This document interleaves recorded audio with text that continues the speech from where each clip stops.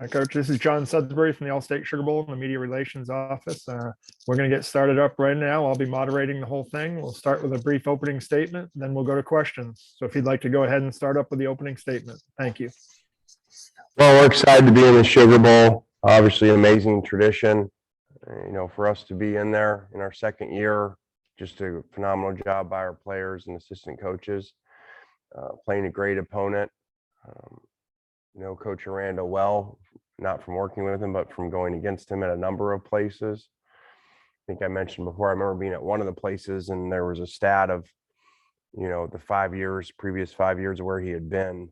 They had the best average per run allowed in the country, combined over the 5 years. So they've always played great wherever he's been, and you can see how hard they play and give people a lot of problems. So it's an exciting matchup. Obviously, COVID's still around and has been an issue, that we're dealing with. And we pushed back as far as we could from going down there, as long as we could, just from getting out of, our protocols here, which are easier to follow. So we will be there eventually. Thank you very much. We'll now go to questions. We'll start with Michael Katz from the Northeast Mississippi Daily Journal. Michael? Hey, Lane, can you hear me? Yep. Just in terms of adjusting sort of on the fly to all the COVID protocols, how has all this kind of changed the way that you guys have prepped over the last few days, and I guess how kids kind of went home for vacation and whatnot? Yeah, we just got back last night, so we practiced this morning. That would have been no different. We came back at the same time as if we were going to New Orleans, so we would have been in New Orleans last night, practicing there this morning, just like we did. So none of the prep part has changed. We're just doing our stuff here instead of there. And that's not, really, actually, these players outside of transfers, none of them have been to a bowl game besides last year at the Outback, which was similar to this because of COVID, where we went a lot more close, where we went close to the game as opposed to a normal bowl week. Our next question is from John Sokoloff from WCBI TV in Columbus. What's up, Wayne? I just wanted to talk about, what it says about your team, the fact that there are no opt-outs from this team. What does it kind of show about the cohesion of the crew? I think it's awesome, especially we didn't have a conversation. It's not like someone came in wavering and we had to talk them out of it or go over the pros and cons. I think it says a lot about this team. I think it says the culture that's been created here. And, I think improvement from year one to year two also, when you look at that. And it takes a while for your culture to, set in. So that was really cool to see, to not have to deal with that. We'll next go to Ted Lewis from the New Orleans Times-Picayune. Ted, be sure to unmute. Lane, hi. Two questions for you. First, what can you say about the Caden Costas situation and Ole Miss's support for him in his appeal? And secondly, when you see all the other bowl games, or some of them having trouble, teams having opt out, and yet in other cases, the other big New Year's Six games, teams are coming in as scheduled. What went into your thinking that this would be the best thing to do is delay your coming down as soon as possible, as late as possible? Yeah, ideally from a COVID standpoint, we would come in like a road game, the night before, because that's just think about it. Why are you going to go somewhere early, have your kids walking around a different city, around different people, picture a week of walking around Bourbon Street and everything. I don't think that's really, up there high on COVID protocol. So we stayed as long as they would let us, actually, because of that. So it's a lot easier to monitor kids, have them here where they're used to.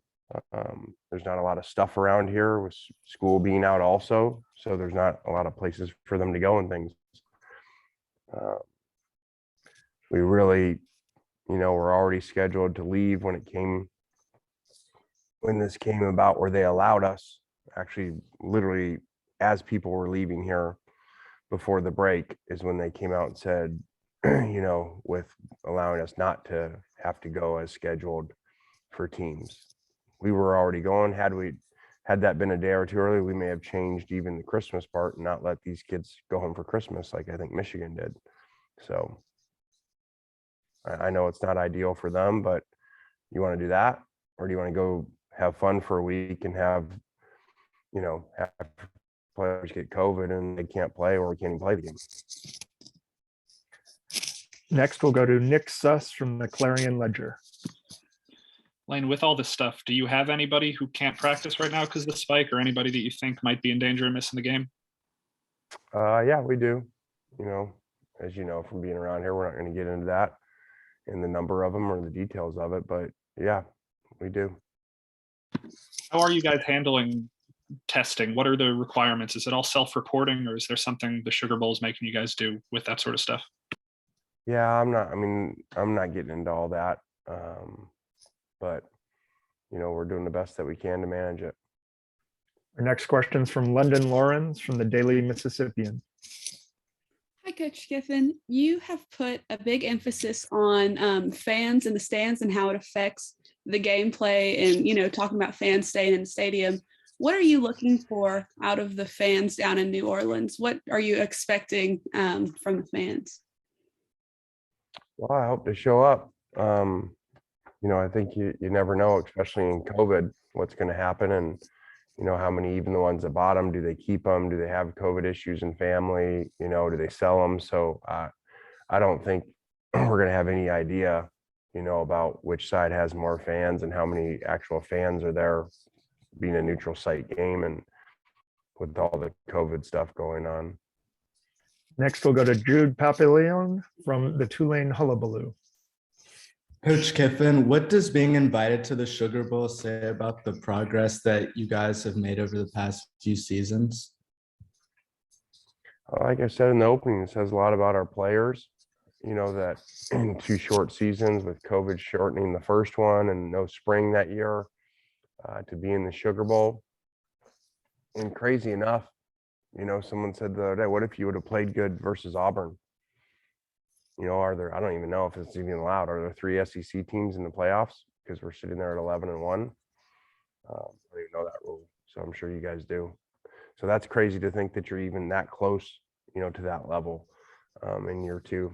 Just speaks a ton of the players and their performance. We'll go back to Michael Katz for a follow-up question. Obviously a lot of stuff behind the scenes in terms of COVID testing and all that stuff throughout the year, but for the most part, this season kind of went unimpeded. Is there a frustration factor from you or your players or anyone that this is all kind of starting to happen right now at the very end of a season that for the most part kind of went about as well as it could have? I think they've trained. They've got 2 years of hearing, worrying about what you can control, and they certainly can't control COVID, whether that's changing games or how early you go to games and stuff like that. So we worry about what we control, and I think they've started to understand that, and this would fall into that. We have a follow-up from Ted Lewis from the Times-Picayune. Yes. Lane, I asked you earlier about Caden Costa. You didn't answer that. What happened with him, do you believe? And can you talk about his appeal and where things stand with that? Well, we hope his appeal obviously comes through and that he's back. I can't, with HIPAA, I can't get into anything more than that.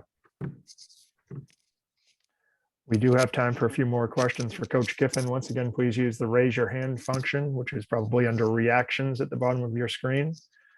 Any additional questions for Coach Kiffin? Coach, thank you very much for taking the time today. We know you're very busy with preparations. We look forward to seeing you down here in New Orleans in a few days. Awesome. Thank you very much. All right, guys. Have a great week.